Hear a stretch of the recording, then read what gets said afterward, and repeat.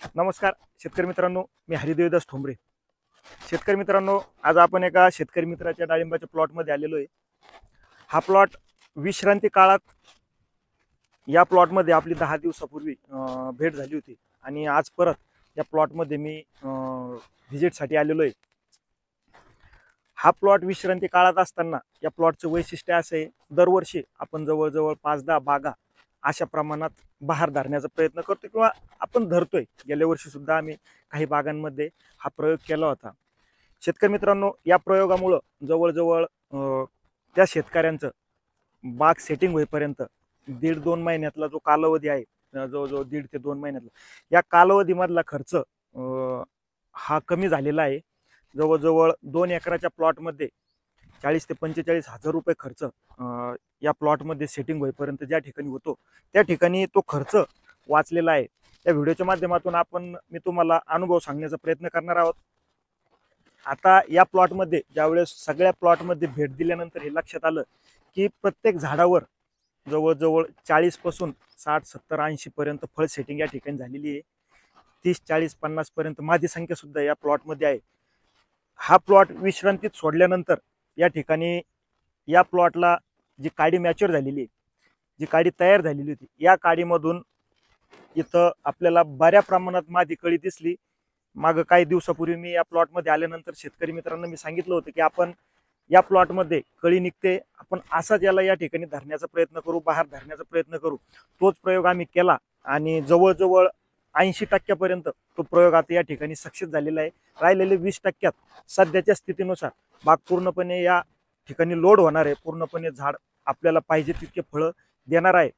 शेतकरी मित्रांनो, हा प्लॉट आता सध्या पूर्णपणे या प्लॉटचं पाणी विश्रांती काळापासून बंद केलेलं आहे। पाठीमागच्या 10 दिवसापूर्वी ज्यावेळेस मी चक्कर मारली तर त्यावेळेस सुद्धा त्यांना सांगितलं होतं की या प्लॉटला पाणी द्यायचं नाही।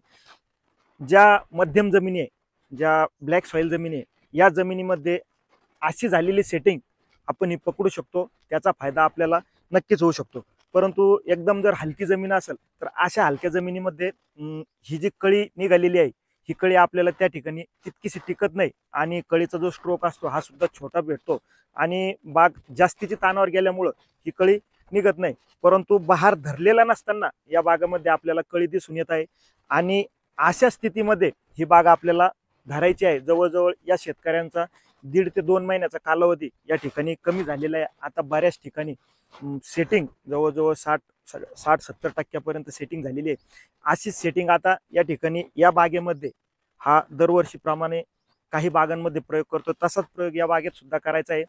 सेटिंग झाल्यानंतर उन्हाची तीव्रता बघून, त्या ठिकाणी झालेली फळांची सेटिंग बघून या झाडावरचा आपण गर्दा सेटिंग झाल्यानंतर काही प्रमाणात कमी करणार आहोत, जेणेकरून बहार न धरता केलेली सेटिंग आहे आणि त्यामुळं अनेक ठिकाणी आता ही जे फळं सेटिंग झालेली, या फळांना या ठिकाणी काटे घुसतात, काड्या घुसतात, अशी फळं मोकळे करण्याचा प्रयत्न करणार आहोत।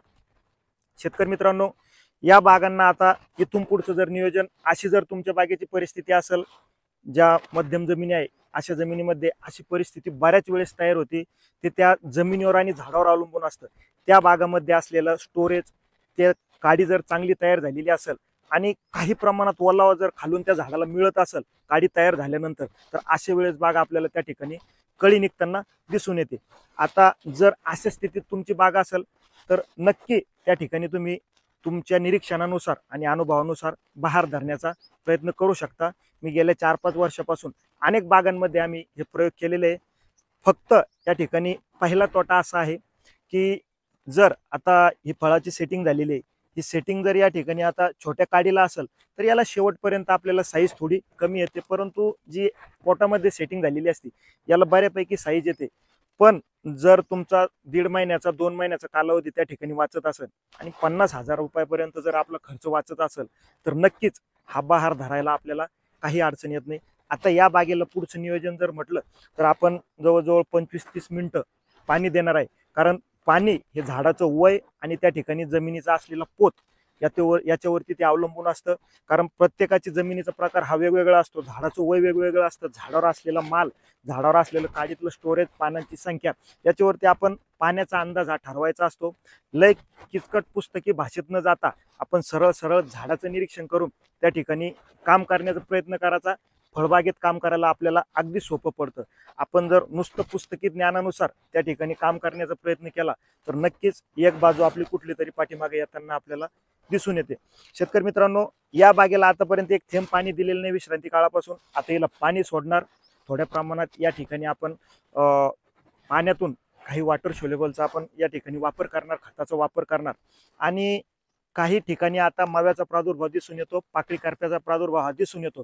मध्यंतरी 2 स्प्रे या प्लॉटवरती घेतलेले, जेणेकरून पाकळी करपा हा वाढणार नाही, त्या ठिकाणी बुरशीजन्य रोगाचा प्रादुर्भाव वाढणार नाही आणि किडीचा प्रादुर्भाव वाढणार नाही. फळांची संख्या चांगली आहे, फळाचा आकार सुद्धा चांगला आहे. फळावरती सध्या थ्रिप्स किंवा माईट याचा प्रादुर्भाव आपल्याला खाल्लेलं दिसून येत नाही. त्याच्यामुळं अशा स्थितीत जर बाग असेल तर तुम्ही नक्कीच त्या ठिकाणी ती बाग धरण्याचा प्रयत्न करू शकता. आता या स्थितीमध्ये ही बाग सेटिंग होत आहे. अशा वेळेस तुम्ही बेडवरती जे असलेलं तण आहे हे तण आपण बिनधास्तपणे काढू शकता. सध्या बागेत कीटकनाशकचा जास्त वापर नसल्यामुळं माशी भरपूर आहे आणि माशी असल्यामुळं फुलगळीची संख्या तुम्ही जर झाडाच्या खाली पाहिली तर नेमकं 2 ते 4 फुलं त्या ठिकाणी आपल्याला झाडाखाली गळालेली दिसून येते. कारण ज्या ज्या कळीला बुरशीजन्य रोगाचा प्रादुर्भाव झालेले असेच फळं किंवा ज्या ठिकाणी आपण त्याला पोलिनेशन म्हणू ते झालेलं नाही असेच कळी खाली आलेली आपल्याला दिसून येत आहे. बाकी बऱ्यापैकी सेटिंग होत आहे. असली परिस्थिती जर तुमच्या बागेत असेल तर नक्कीच त्या ठिकाणी बाहेर धरण्याचा प्रयत्न तुम्ही करू शकता. या बागेमध्ये शेवटपर्यंत आपल्याला काय निर्णय येतो, शेवटपर्यंत बागेत फळाची साईज, बागेत आलेल्या अडचणी, आपल्याला झालेले फायदे हे याच्यानंतरही मी तुमच्या समोर मांडण्याचा प्रयत्न करणार आहे. शेतकरी मित्रांनो, तुम्हालाही काही जर प्रश्न असतील तर मला कमेंट्स बॉक्समध्ये जरूर विचारा, मी त्याला उत्तर देण्याचा प्रयत्न करेन. धन्यवाद.